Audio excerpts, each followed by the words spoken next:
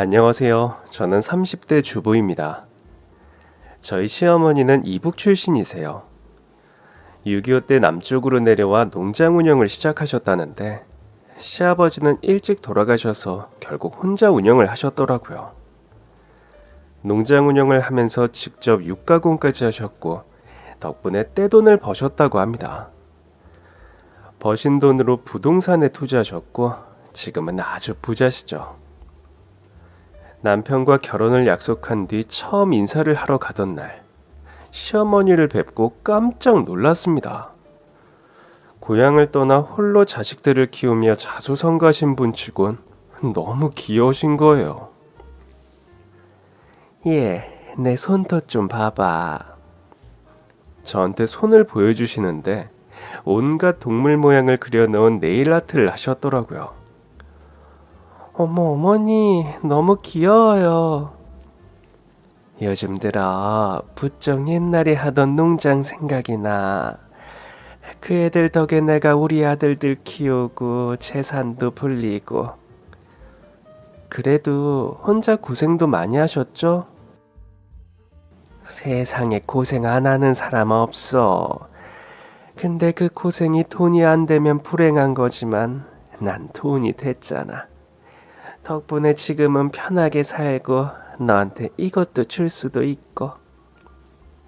그러면서 시어머니는 서랍에서 주먹 2개만한 함을 꺼내셨어요. 제 선물이라며 주시기에 열어보니 금두껍이더라고요. 이걸 저한테 주신다고요? 내 둘째 며느리한테 주는 첫 선물. 기대해. 앞으로는 더 많이 해줄게. 전 한사코 거절했지만 시어머니께선 끝까지 제 손에 금두꺼비를 쥐어주시며 그랬어요. 우리 이제 진짜 한 식구다. 나도 많이 사랑해줘야 해. 알겠지? 본인도 많이 사랑해달라며 애교를 부리시는데 이런 분이 홀로 아이를 키우고 자수성가까지 하셨다니 정말 대단하다고 느껴졌어요. 결혼 준비를 시작하자 저에게 따로 거액의 용돈을 주시는 건 기본. 결혼식장도 웨딩드레스도 세상에서 가장 좋은 거로 하라며 비싼 걸로만 직접 골라주시더라고요. 어머니, 저 이미 충분해요. 결혼식에 돈 많이 들여서 뭐해요.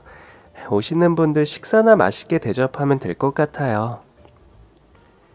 우리 둘째 며느리는 어쩜 이렇게 마음이 예쁘고 검소해. 근데 아가, 내가 못 해주는 거 안 해주는 것도 아니고 해줘도 아무 지장도 없는 것만 해주는데 그렇게 안 받을 거 없어. 시어미 주는 건 받을 때 받아야 하는 거다. 감사합니다. 형님도 이렇게 챙겨주셨어요? 남편에겐 형이 한 명 있었습니다. 형은 수년 전에 먼저 결혼을 해서 저에겐 손윗동서가 한 명 있었습니다. 당연하지. 형님도 성격이 너무 좋으신 것 같아요. 우리 큰애? 아유, 천사지 천사. 음식 솜씨도 얼마나 좋은지 몰라. 전 천사도 아니고 음식 솜씨도 안 좋은데 어떡하죠? 그냥 내 며느리가 되는 순간부터 나한텐 천사야. 그러니까 내가 주는 건 다 받아도 돼. 결국 저는 시어머니가 해주시는 모든 것을 받았습니다. 그거 받고 남은 건 저희 살림살이에 보태면 되겠다 싶더라고요. 사실 말씀은 형님이 더 받았다고 하시지만 시어머니가 절 유독 챙겨주신다는 걸 알고 있었어요. 사실 제가 10대 때 교통사고를 크게 당했었거든요. 그때 생긴 사고 후유증으로 제가 다리를 좀 절고 있습니다. 처음 인사드리러 간 날, 시어머니가 제 다리를 유심히 보시기에 제가 몸이 이래서 마음에 안 들어 하실지도 모르겠다 싶었거든요. 근데 며칠 뒤에 갑자기 연락이 오신 거예요. 아가, 나 너희 회사 앞이야. 아직 퇴근 전이지? 갑자기 회사 앞으로 찾아오신 예비 시어머니로 인해 급히 일을 마무리하고 나갔더니 저더러 대뜸 차에 타라고 하시더라고요. 어머니, 저희 지금 어디 가요? 병원. 병원이요? 어머니, 어디 아프세요? 지금은 거의 문 닫았을 텐데. 내 병원이면 벌써 혼자 갔다 왔지. 네 병원. 시어머니는 절 용하다는 한의원으로 데리고 가셨어요. 아픈 다리에 침도 맞고 비싼 한약도 지어주셨죠. 차도 없어도 몸엔 좋은 거라니까 열심히 먹어. 알았지? 결혼식도 올리기 전이었는데 시어머니는 그때부터 이미 절 가족처럼 챙겨주셨어요. 왜 결혼 준비하면서도 많이 헤어진다고 하잖아요. 저랑 남편은 연애 기간이 워낙에 길었다 보니 툭하면 싸우기 일쑤였는데 결혼 준비하면서도 어지간히 싸웠어요. 그렇게 대판 싸운 날은 내가 이 지긋지긋한 놈이랑 결혼까지 하는구나 싶다가도 절 딸처럼 챙겨주시는 시어머니를 생각하면 참게 되더라고요. 그때까지만 해도 아주버니 형님과는 상견례 때 보고 결혼식 때 잠깐 본 게 다였습니다. 신혼여행에서 돌아온 후에야 제대로 형님 내외와 마주할 수 있었죠. 앞으로 잘 부탁해. 내가 먼저 결혼만 했지 부족한 게 많아. 어머님이 그러시던데요. 형님이 정말 천사라고. 뭐? 아유 정말 우리 어머니도 참 못 말려. 정말 그래 보여요. 근데 어떻게 이 음식을 다 혼자 장만하셨어요? 신혼여행을 마치고 돌아온 저희 부부를 환영해 준다며 형님은 대게부터 소갈비찜, 잡채, 전까지 모두 직접 하셨다는 거예요. 음식이 얼마나 정갈한지 사실 신랑이랑 오기 전에 이것저것 많이 주워 먹어 밥 생각이 없었는데 밥이 그냥 들어가더라고요. 앞으로도 먹고 싶은 거 있으면 다 해줄게. 동서가 어머니한테 그렇게 잘한다며? 우리 어머니야말로 천사신가 봐요. 다 칭찬만 하고 다니시는 것 같아요. 제가 첫인사 온 날부터 금두꺼비도 주시고. 어머, 동서한텐 첫인사 온 날 주셨어? 난 결혼하자마자 주셨는데. 어머님이 처음부터 동서가 너무 예쁘셨나 보다. 그냥 제가 다리도 좀 불편하고 하니까 그걸 안쓰러워하시는 것 같아요. 어머, 그러게.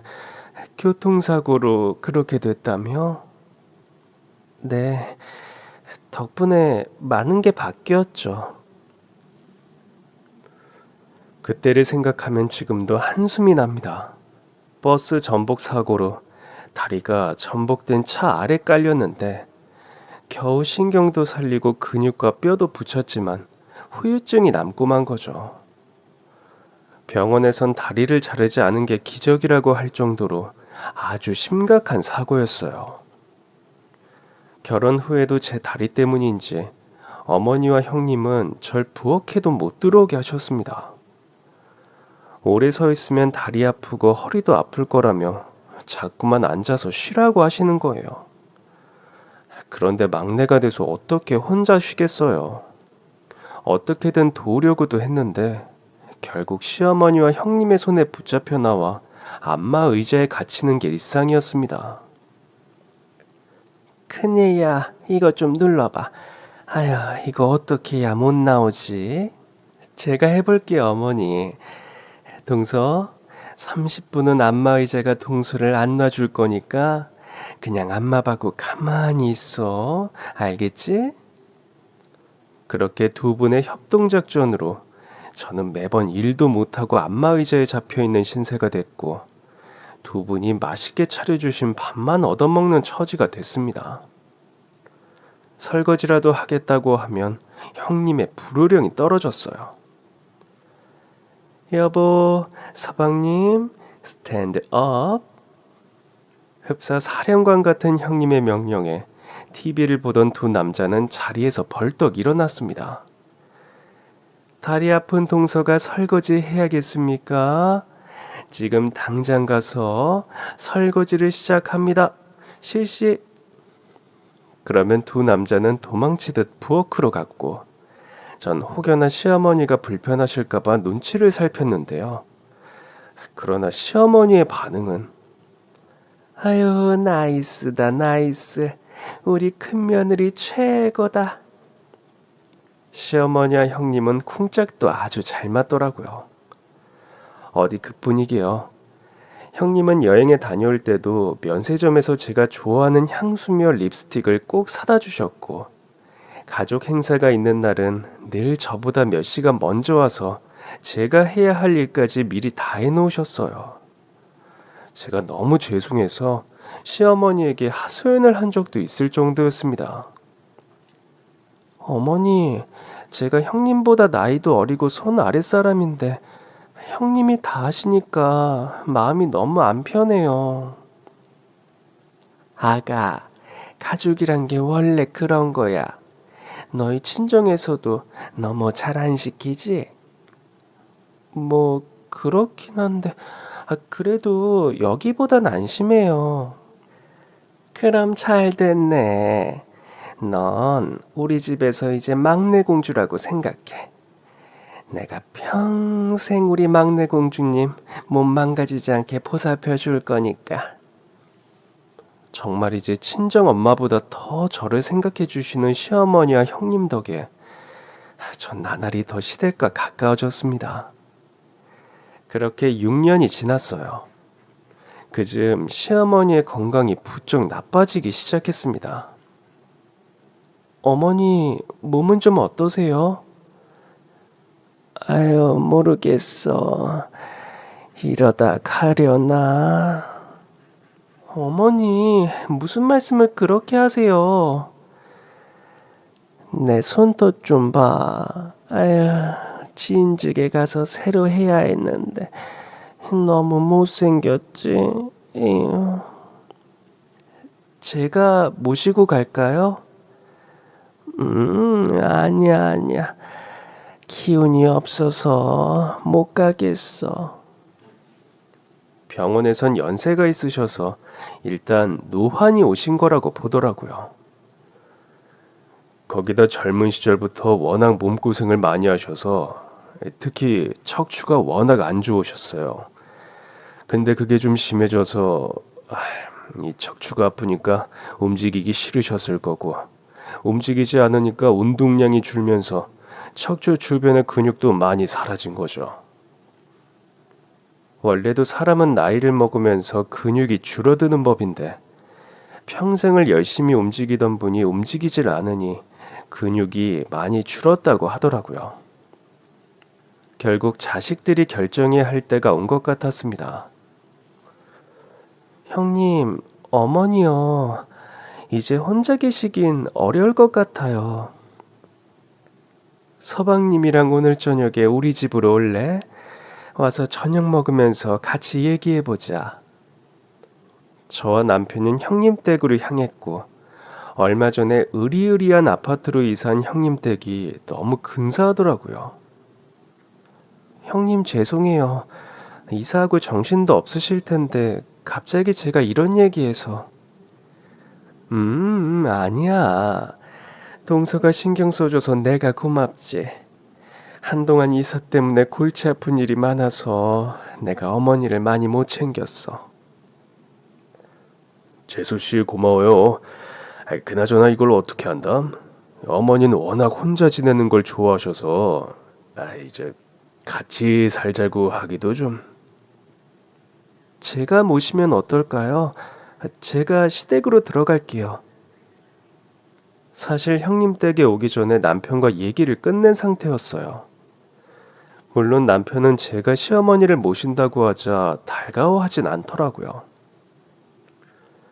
사실 난 우리 와이프 결정이 좀 무모하다고 생각하긴 하는데 와이프가 엄마가 좋은가 봐. 야, 넌 왜 무모하다고 생각하는데? 재수 씨 다리 때문에? 아니면 우리가 큰 집이니까 우리가 모셔야 한다고 생각하냐? 어, 어? 아니, 그런 게 아니라 형 말대로 엄마가 누구랑 같이 사는 거 안 좋아하잖아. 하도 우리 어릴 때 세 사람 누울 자리도 없는 단칸방에서 북적거리고 산 게 지겹다고. 그래서 엄마가 과연 좋아하실까 싶고, 여태 잘 지낸 고부관계가 틀어질까봐 저 그런 것도 좀 겁나고. 임마, 너 어머니를 뭐라고 생각하는 거야? 어디 어머니가 겉다르고 속다른 분이셔? 지금까지랑 달라질 게 없을 텐데 고부 사이가 왜 틀어져? 갑자기 분위기가 험악해지기 시작했어요. 아니, 그러는 형은 왜 이렇게 예민하게 반응해?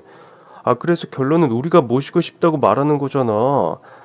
처음엔 그런 이유로 내가 반대했지만 아내 뜻이 전 그렇다면 우리가 모시겠다고. 근데 말하는 뉘앙스가 넌 싫다는 거잖아.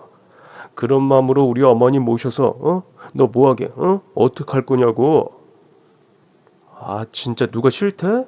난 좋지. 근데 우리 와이프는 어쨌든 남이잖아. 그때 형님이 두 남자를 저지했습니다. 잠깐만요, 두 분. 흥분을 가라앉히세요. 일단 당신부터. 당신 어머니 모시기 싫어? 아니, 그게 우리 이사 온 지 얼마 되지도 않았는데 갑자기 이런 얘기를 들으니까 당황스러워서 그러지.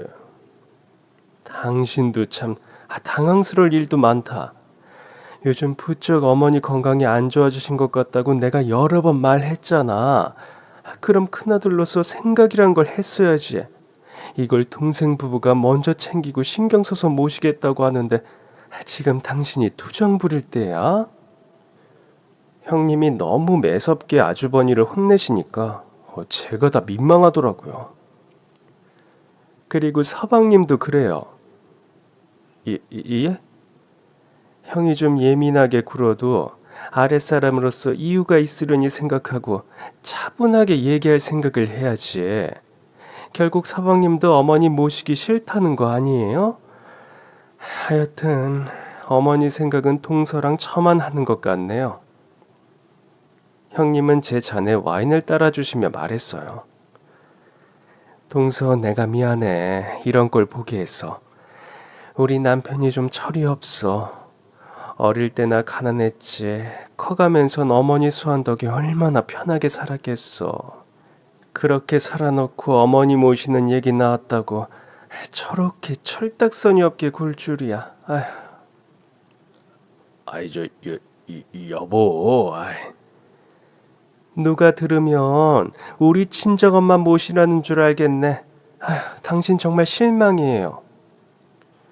결국 형님의 호통으로 인해 두 남자는 완전히 조용해졌고 대신 저와 형님의 실랑이가 이어졌습니다. 제가 모실게요, 형님. 동서, 내가 모실게. 형님, 지금껏 많이 하셨잖아요. 일단 제가 모시고 살면서 병원도 다니고 그럴게요. 조금 지나서 제가 혹시라도 힘들어하면 그때 형님이 해주시면 되잖아요. 글쎄, 그 순서를 바꾸자니까. 내가 먼저 하고 동서가 나중에 하든가 해. 동서, 그 다리로 어머니 모시고 병원 다니는 게 어디 쉬운 일이야? 그래도요, 형님. 늘 저만 배려받고 저만 편하게 지냈잖아요. 그러니까 어머니를 위해서도 형님을 위해서도 기회 될 때 제가 하고 싶어서 그래요. 우리 착한 동서 마음 내가 잘 알지. 근데 이건 손윗사람인 우리가 해야 하는 일이야.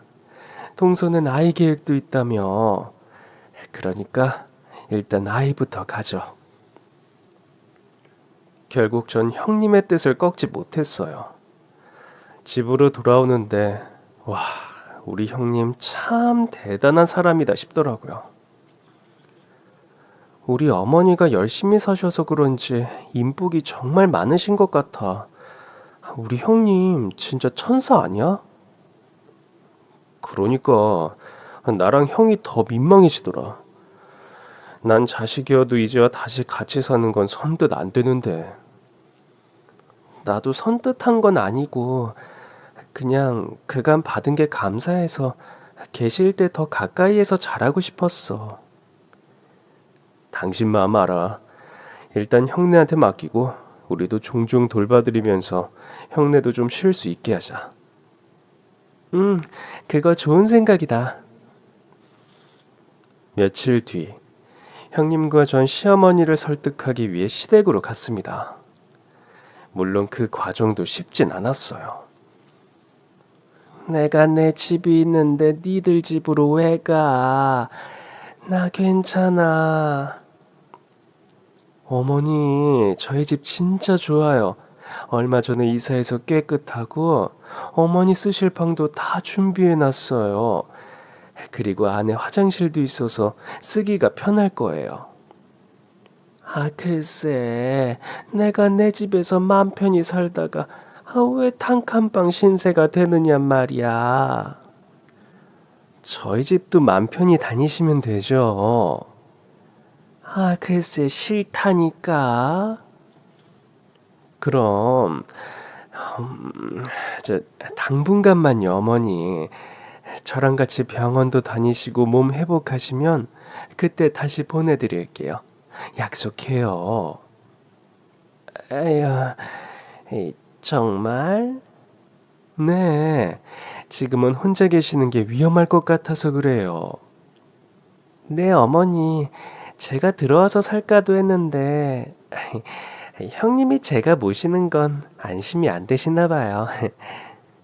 아, 동서, 어떻게 내 맘을 그렇게 잘 알아? 안심이 안 되다 마다. 결국 시어머니는 형님 댁으로 들어가셨습니다. 시어머니가 형님 댁으로 가셔도 자주 찾아뵐 생각이었는데 어쨌든 형님 댁이다 보니 시댁처럼 편하게 가긴 어렵더라고요. 그래서 자주 전화라도 드리려고 했지만 제가 전화할 때마다 형님이 받으시는 거예요. 동서, 어머니 지금 약 먹고 주무셔. 아, 그렇군요. 네, 죄송해요. 아니야. 어머니 잘 계시니까 전화 너무 자주 할 것 없어. 본격적으로 치료를 시작했더니 잠이 많아지셨거든. 잘 주무시는데 깨우면 안 되잖아. 죄송해요. 제가 생각이 짧았어요. 들어가. 제가 가겠다고 할 때마다 형님은 어머니를 모시고 병원에 간다고도 하시고 밖에서 외식하고 있다고도 하시더라고요. 이제 시어머니의 일상은 형님의 일상이기도 하구나 싶어서 받아들이기로 했죠. 그렇게 연락 빈도도 점차 줄일 수밖에 없었고 2주에 한 번 겨우 시어머니를 뵈러 갈 수 있었어요. 어머니, 저 왔어요. 처음엔 기력이 많이 없어 보여서 당황했어요. 거기다 갑자기 버럭 소리도 지르시는 거예요. 왜? 허공을 보며 소리치시는데 순간 덜컥 무섭더라고요. 혹시 치매가 오셨나 싶어서요. 그 모습을 보던 형님은 전보다 한참 어두워진 표정으로 그랬어요. 치료가 많이 힘드신가 봐. 그래도 어떻게 받아야지. 그러게요. 형님도 힘드시겠어요. 언제든 힘들면 말씀해 주세요. 며칠이라도 제가 모시고 있을게요. 아니야. 내가 어머니보다 힘들겠어? 나 진짜 괜찮아. 그렇게 종종 뵈러 갈 때마다 시어머니는 멍하니 있다가 소리를 지르는 괴상한 행동을 반복했습니다. 한 번은 형님이 계속 연락을 안 받으셔서 3주 만에 간 적이 있었는데요. 시어머니의 증상이 더 안 좋아졌더라고요. 에이, 이건 놔. 전에는 왜 하고 소리치던 말이 놔로 바뀌어 있었죠. 뭔가 이상해서 형님께 물었습니다. 형님, 혹시 어머니한테 무슨 일 있었어요? 마치 트라우마를 겪고 있는 사람처럼 보이지 않아요? 일은 무슨 일 전혀 없었는데? 그냥 받기 싫은 치료를 계속 받다 보니까 싫어서 저러시는 거지. 아휴, 자꾸 어린애처럼 변하셔. 어떡해요. 형님도 힘드셔서 제가 당분간이라도 모시고 있는 건 어때요? 아유, 됐어. 고생은 한 사람만 하자. 어차피 할 고생이면 그냥 내가 다 할게. 결국 그날도 시어머니는 형님 댁에 두고 와야 했습니다. 그렇게 형님 댁에서 나오는데 왜 그렇게 발걸음이 무겁던지 엘리베이터를 기다리며 자꾸만 형님 댁 현관문을 돌아보니까 남편이 묻더라고요. 왜 그래? 어머니 말이야. 아무리 치료가 힘드셔도 그렇지 왜 저렇게 야위이신 거지? 정신도 온전하지 않으신 것 같고. 연세가 있으셔서 그런 거 아닐까? 치매가 좀 오신 걸 수도 있지. 아, 어떡하지? 일단 형수님이 저렇게 완강하신데 우리가 끼어들기도 그렇고 좀 두고 보자. 그리고 또 2주가 지나 형님 댁에 들렀을 때였습니다. 왔어.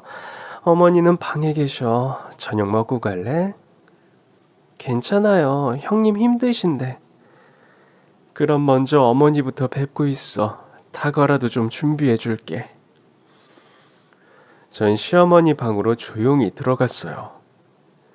잠든 어머니를 보는데 뼈만 남은 것처럼 앙상하신 거예요. 전 놀라서 부엌에 있는 형님에게 달려가 물었습니다. 어머니 왜 이러세요? 왜 이렇게 야이신 거예요? 요즘 치료가 힘들다고 식사를 잘 안 하려고 하셔서 내가 뭐라도 드시게 해보려고 했는데 그때마다 밥상 다 엎어버리시고 아휴 벌써 깨진 그릇만 수십 개야. 세상에 어떡하면 좋아. 전 다시 방으로 갔고 시어머니의 이마를 짚어보니 열도 있으시더라고요. 물수건이라도 만들어 와야겠다 싶어 자리에서 막 일어난 그때였습니다. 자는 줄만 알았던 시어머니가 내 손을 덥석 잡으시는 거예요. 어머니 일어나셨어요? 저예요, 둘째 며느리. 시어머니는 절 보며 갑자기 눈물을 흘렸습니다. 어머니 무슨 일 있으세요? 나 좀 살려줘. 어머니, 저 알아보시겠어요? 아가, 나 좀 데려가줘. 시어머니는 그 말을 끝으로 다시 잠드셨어요. 하지만 그 눈빛이 아무래도 마음에 걸리더라고요.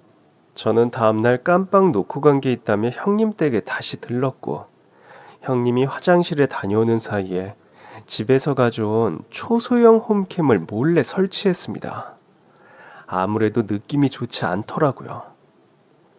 솔직히 말해 어머니가 혼자 계실 때 혹시 자학행위나 위험한 행동을 하진 않는지 볼 생각이었어요. 형님이야 뭐 워낙에 천사라 불리는 분이었고 그저 그토록 사랑스럽고 발랄했던 어머니가 왜 저렇게 어두워지신 건지 이유를 알아야 고칠 수 있고 그래야 형님도 좀 편해지시지 않을까 싶었거든요. 홈캠의 영상은 자동으로 제 PC에 저장되게 돼 있었어요. 사실 설치해놓고 하루 정도는 잊고 있었습니다. 갑자기 일이 많아져 바쁜 시기였거든요. 그러다 다음날 저녁 홈캠이 기억나더라고요. 아, 맞다. 확인 좀 해볼까? 저장된 영상 파일을 열어보는데 처음엔 시어머니가 그냥 잠들었다가 깼다가 하는 모습이었어요. 그 사이 형님이 아닌 누군가가 식사를 가져다 주더라고요. 저 사람은 누구지? 이후로도 같은 사람이 어머니의 방을 왔다 갔다 하며 잠든 시어머니 얼굴을 물수건으로 닦아주기도 하고 약도 챙겨주더라고요. 설마 간병인인가? 당연히 형님이 돌보고 있을 거라고만 생각했던 전 살짝 당황했습니다. 그러나 간병인을 쓸 수도 있는 거잖아요. 그나마 다행이다 싶던 차 형님이 마침 보이더라고요. 어머니, 저녁 드셨어요? 어머니는 분명 깨어있지만 형님의 부름에 쳐다보지도 대답하지도 않으시더라고요. 진짜 치매가 오셨나? 저는 물론 형님 역시 끔찍이도 예뻐하셨던 시어머니였기에 화면 속의 모습은 참 낯설었습니다. 그러거나 말거나 형님은 시어머니 곁에 앉아 물끄러미 얼굴을 보고 있더라고요. 아, 형님도 진짜 힘드시겠네. 그때였습니다. 어머니, 저 왔어요. 아주버니가 퇴근하고 오신 것 같더라고요. 사실 그 전까지의 영상에서 특이한 점은 없었어요. 시어머니는 밥을 먹고 약을 먹고 다시 자다 깨기를 반복하고 계셨죠. 어머니, 이제 그만 찍으시죠. 그때 아주버니가 시어머니에게 알아들을 수 없는 말을 하더라고요. 어머니, 자, 여기 보세요. 아주버니는 휴대폰으로 시어머니를 찍기 시작했습니다. 어머니, 이거 영상이거든요. 지금부터 어제 저희가 가르쳐드린 말 그대로 하시면 돼요. 알겠죠? 그제야 시어머니가 잠시 아주버니를 보시더라고요. 예, 엄마, 저예요. 큰아들. 그러니까 저 믿고 이 카메라 보고 제가 어제 알려드린 대로만 말씀하시면 돼요. 알겠죠?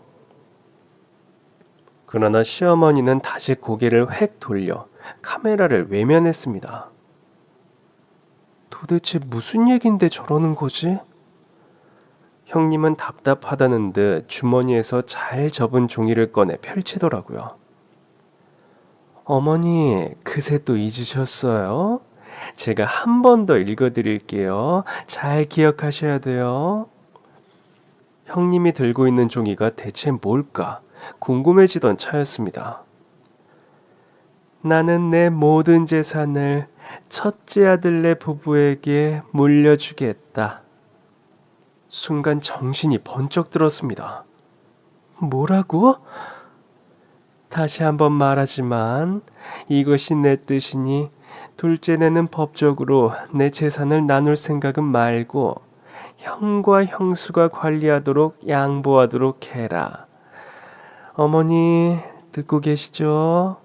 형님이 또다시 물었지만 시어머니는 형님네 부부를 쳐다도 보지 않으셨어요. 어머니, 자꾸 이러시면 저희가 곤란해요. 보세요. 어머니 아프니까 모시고 사는 게 누구예요? 저희잖아요. 동선에는 기껏 해봐야 한 달에 한두 번 오면서 생색만 다 내고 어머니 돌봐드릴 자식은 저희밖에 없어요. 형님의 얘기를 듣는데 기가 찼습니다. 대체 뭐라는 거야? 내가 모시겠다고 그렇게 말했는데도 자기가 모시겠다고 그 고집을 피우더니.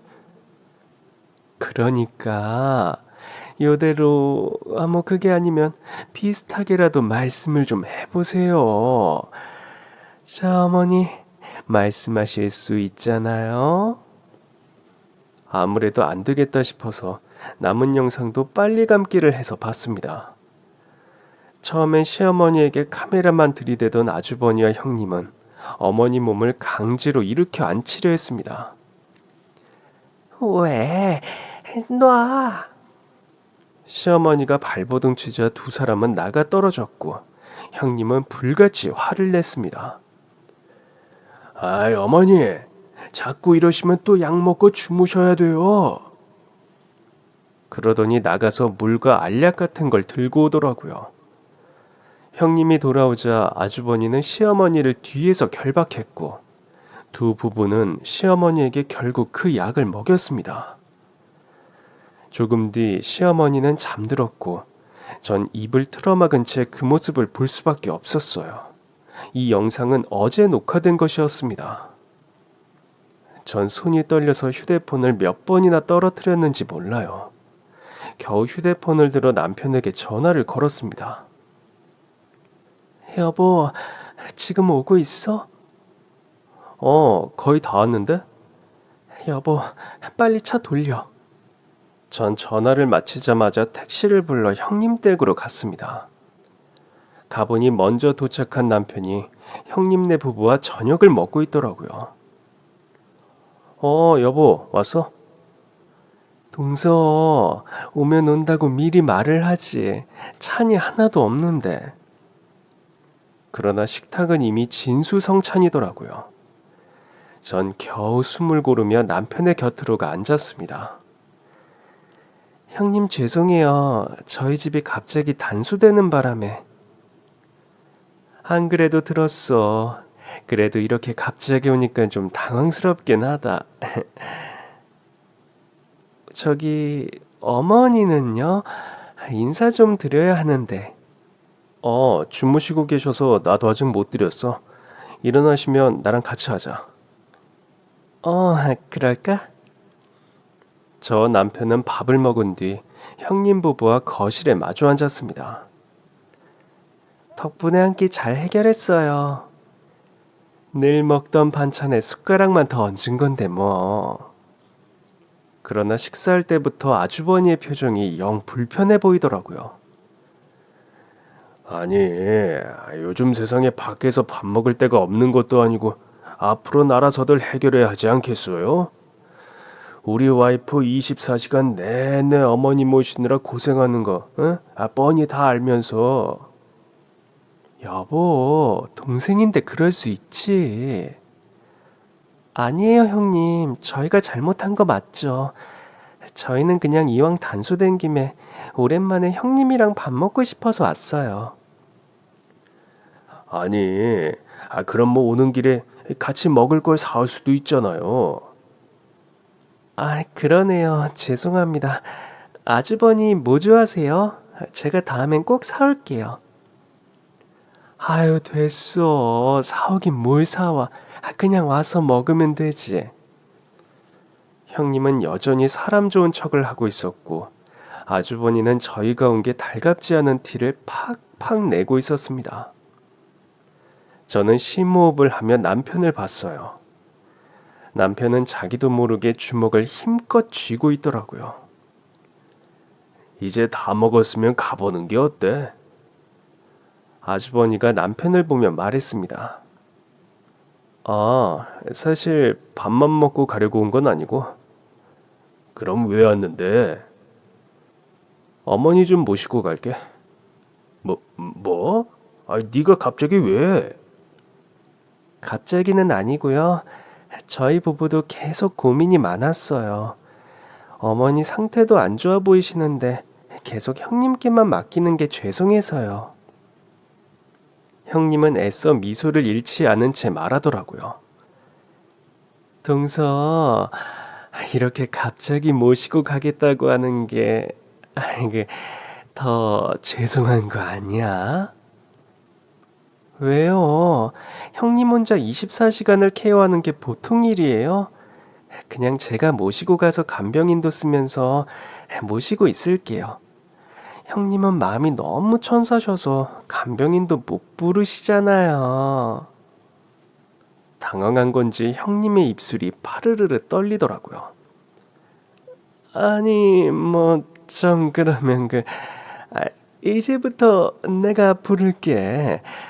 그러니까 동서랑 서방님은 더는 신경 쓸 거 없고. 그건 아니죠, 형수님.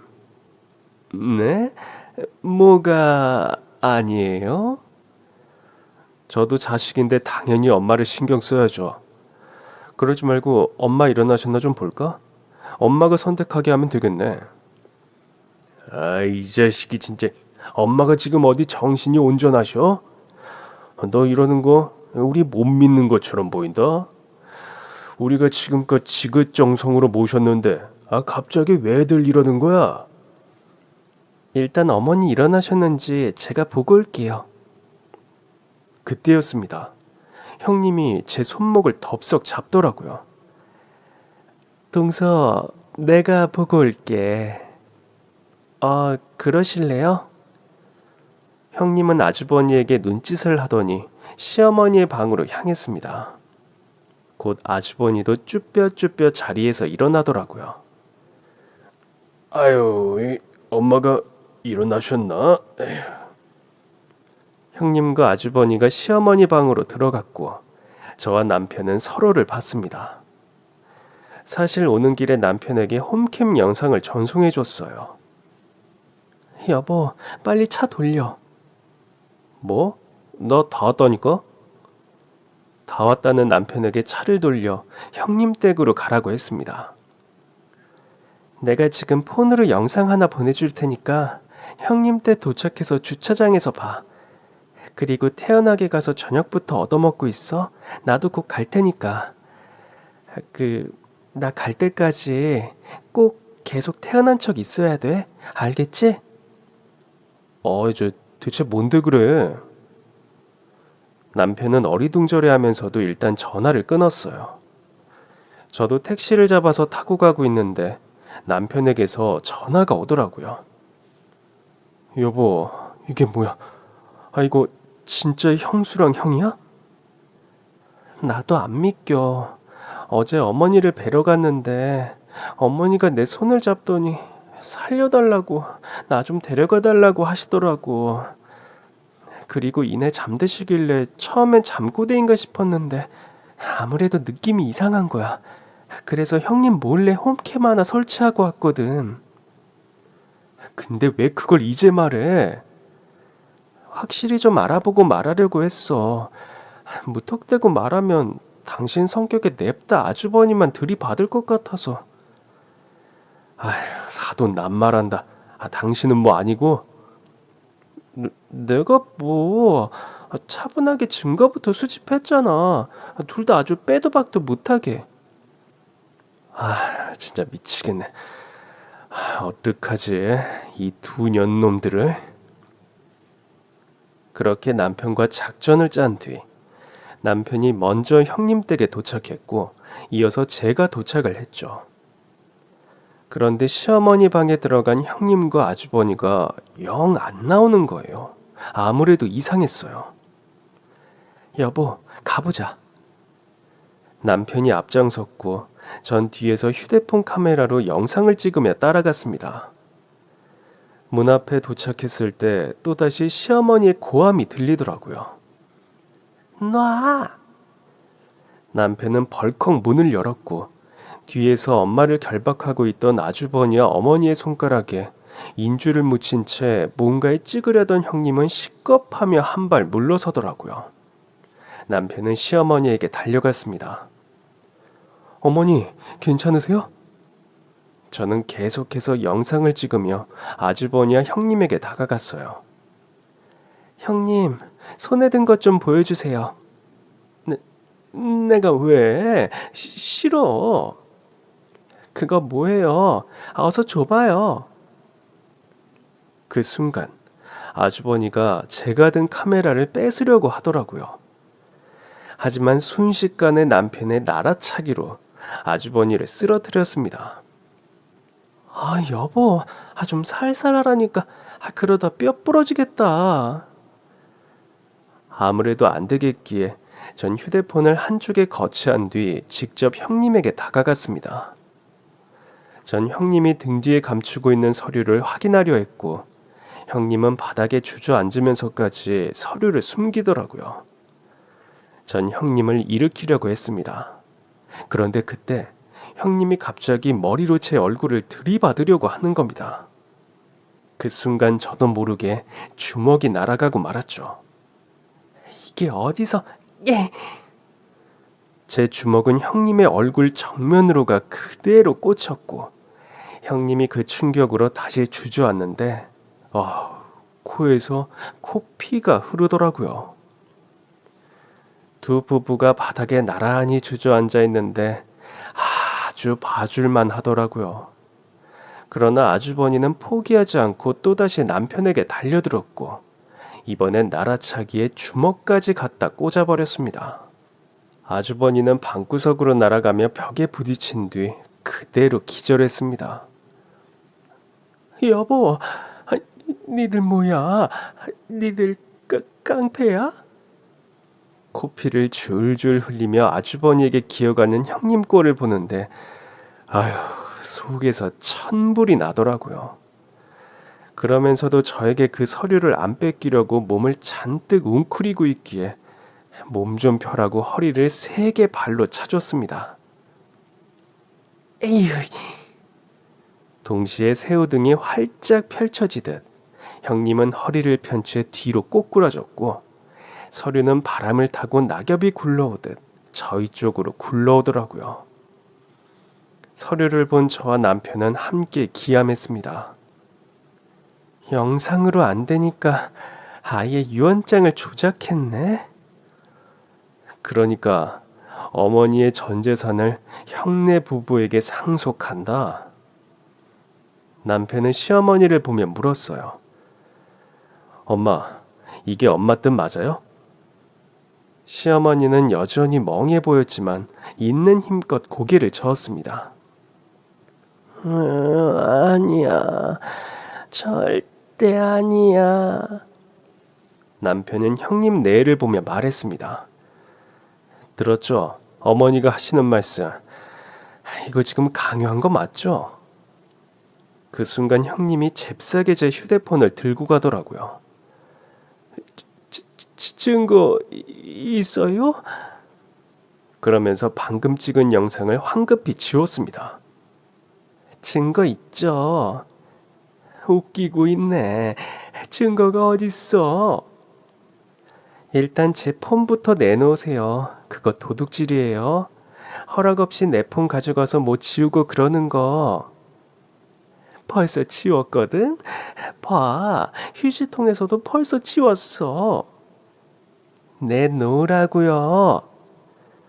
그러나 형님은 또다시 제 휴대폰을 등 뒤로 숨기더라고요. 이젠 팔을 좀 풀게 할까 싶어서 형님에게 천천히 다가갔습니다. 뭐 하는 건데? 빨리 내놔요, 내 폰. 그러나 형님은 끝까지 저항했고 결국 전 형님의 팔을 뒤로 꺾어 가볍게 고꾸라뜨렸습니다. 당연히 제 휴대폰을 쥐고 있던 손의 힘은 자동으로 풀렸죠. 전 형님의 손에서 제 휴대폰을 낚아챈 뒤 말했습니다. 이미 클라우드에 자동 저장됐거든요. 그 소리에 형님은 또다시 제 발목을 붙잡았습니다. 이거 엄연히 폭력이야. 아유, 나 지금 팔 부러진 것 같아. 내가 니들 고소할 거야. 당신도 그렇지, 응? 당신도 아프지. 증거까지 있다고 하니 이제 억지를 쓰더라고요. 아주버니도 만신창이가 된 얼굴로 비틀거리며 일어나더니 저희 남편에게 삿대질을 하더라고요. 너 이거 존속상해야. 니들 둘 다 내가 콩밥 먹이고 만다. 각오해. 아유, 여보, 우리 당장 가서 진단서 받자. 아유. 남편은 그렇게 은근슬쩍 방을 나가려는 아주버니의 팔목을 잡았고 순식간에 비틀어 버렸습니다. 아이고, 아프다. 이거 놔. 아유. 진짜 둘 다 우리한테 왜 이래? 응? 우리가 그래, 저 어머니 유산 좀 욕심 부렸어. 막말로 우리가 어머니한테 한 게 얼만데 동서는 늘 다리 아프다고 지금껏 한 것도 없잖아. 형님, 팔을 꺾이셨어도 말은 바로 해야죠. 유산이라뇨. 어머니가 지금 돌아가셨어요? 순간 형님은 할 말을 잃은 듯 했고 곧이어 경찰이 도착했습니다. 제가 들어오기 직전 신고를 하고 들어왔거든요. 저는 경찰에게 홈캠 영상과 휴대폰으로 찍은 동영상을 증거로 제출했고 저희 부부는 혹시나 해 시어머니를 모시고 병원으로 갔습니다. 검사 결과 형님 부부가 시어머니에게 줄곧 수면제를 먹였더라고요. 더 환장하겠는 건 지금껏 형님 부부가 한 번도 시어머니를 모시고 병원에 가지 않았다는 것이었습니다. 시어머니는 며칠이 지나서야 정신이 온전히 돌아오셨어요. 그럼에도 비몽사몽간에 당하신 일을 다 기억하시더라고요.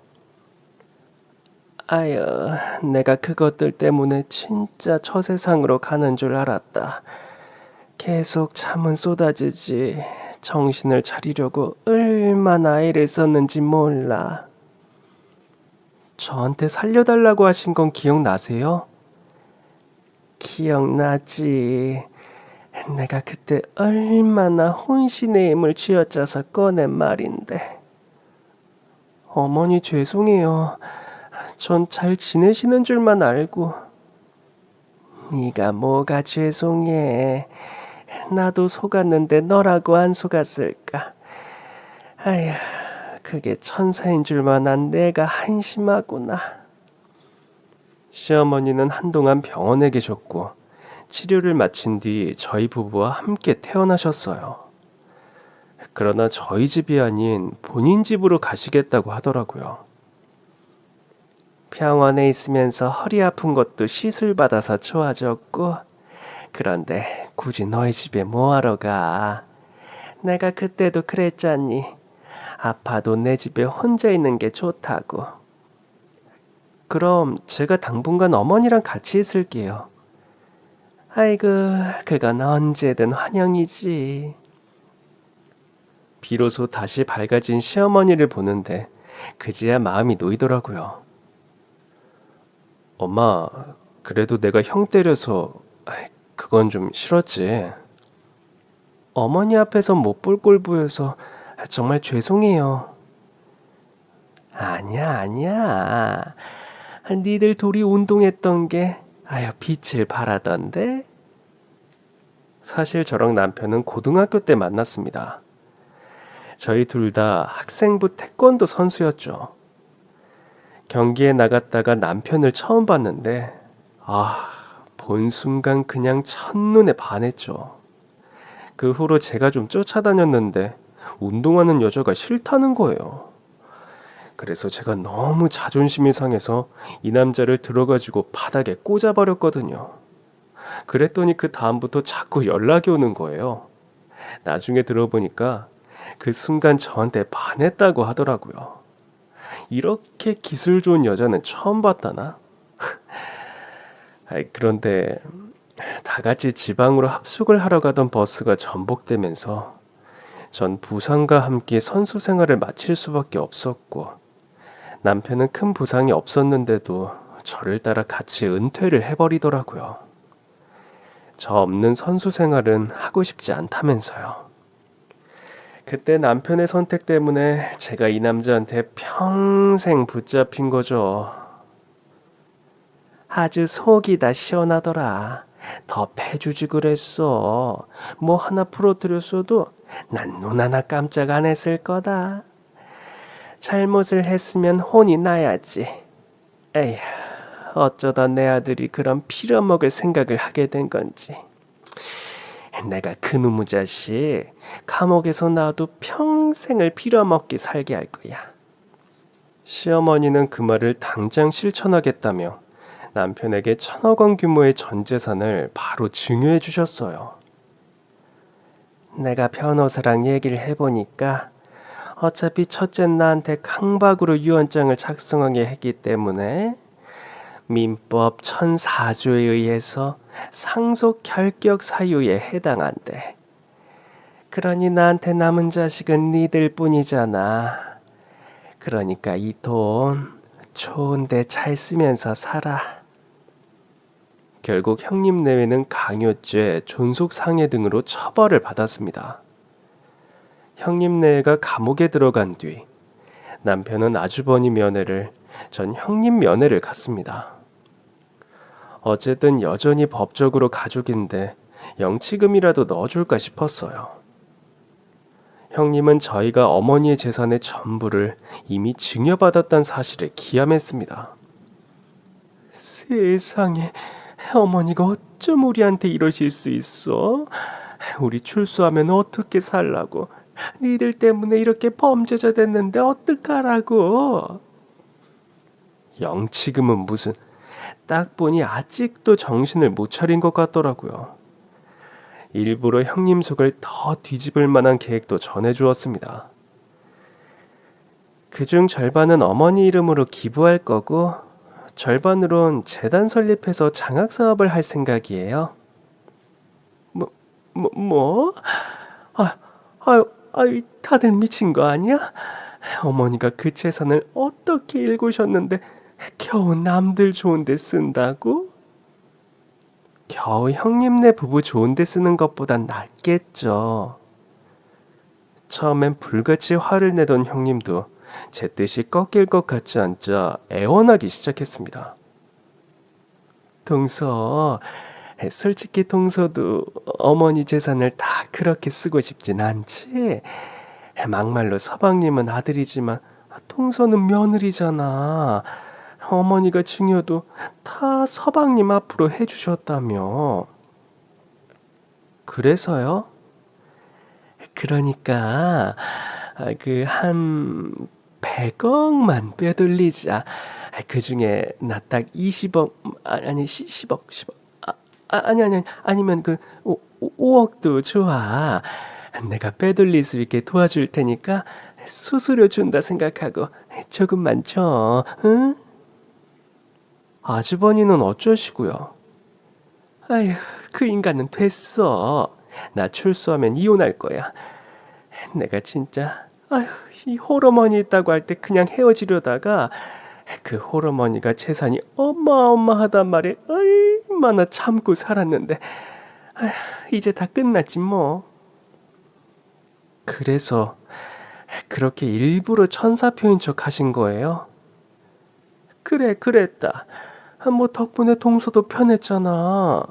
막말로 내가 어머니 안 모시고 갔으면 자기들이 이렇게 전 재산을 상속이나 받을 수 있었겠어? 그러니까 내 제안 좀 잘 생각해봐. 빼돌리는 건 내가 기가 막히게 할 수 있으니까. 응? 그래서 저도 형님에게 한마디 해주고 나왔어요. 네, 뭐 부부 사이 일은 알아서들 하시고요. 근데 형님도 이미 다 끝났어요. 알고 계시잖아요. 면회를 마치고 나오는 길, 남편도 저와 같이 혀를 차더라고요. 아휴, 형은 하나도 정신을 못 차렸네. 형님도 못지 않아. 나더러 100억만 빼돌리지. 뭐? 자기가 비재금 루트를 안다면서 어찌나 나한테 사정사정 하던지. 저와 남편은 어이가 없어서 한참을 웃었습니다. 얼마 후 저는 시어머니께도 저희 부부의 계획을 알려드렸어요. 500억은 어머니 이름으로 기부를 하고 남은 500억은 재단을 설립해 장학사업을 하겠다고 하자 시어머니는 누구보다 좋아하셨습니다. 막말로 이제 니들 것이니 어떻게 쓰든 알아서야 하는 거지만 내가 어렵게 일군 재산을 어려운 사람들에게 쓸 생각을 다 하다니 니들 참 대단하다. 이러니 내가 전 재산을 줘도 아깝지가 않지. 그렇게 장학재단이 설립됐고 시어머니는 초대 이사장 자리에 오르셨어요. 재단 이사장이 되신 후로는 건강관리도 얼마나 열심히 하시던지 병원도 꾸준히 다니시고 운동도 하시면서 전보다 더 건강해졌습니다. 저와 남편은 이제 매일 아침 함께 장학재단으로 출근합니다. 재단이 설립된 걸 어떻게 알았는지 형님이 편지를 보내왔더라고요. 동서, 나 이혼 안 할게. 대신 출소하면 재단에 취업은 시켜줄 거지? 저는 어처구니가 없어서 그 편지를 제 장학재단 사무실 분쇄기에 파쇄해 버렸습니다. 아마도 나와서 고생 꽤나 하겠죠. 그럼 지금까지 제 긴 사연 들어주셔서 정말 감사합니다. 오늘도 행복한 하루 되세요.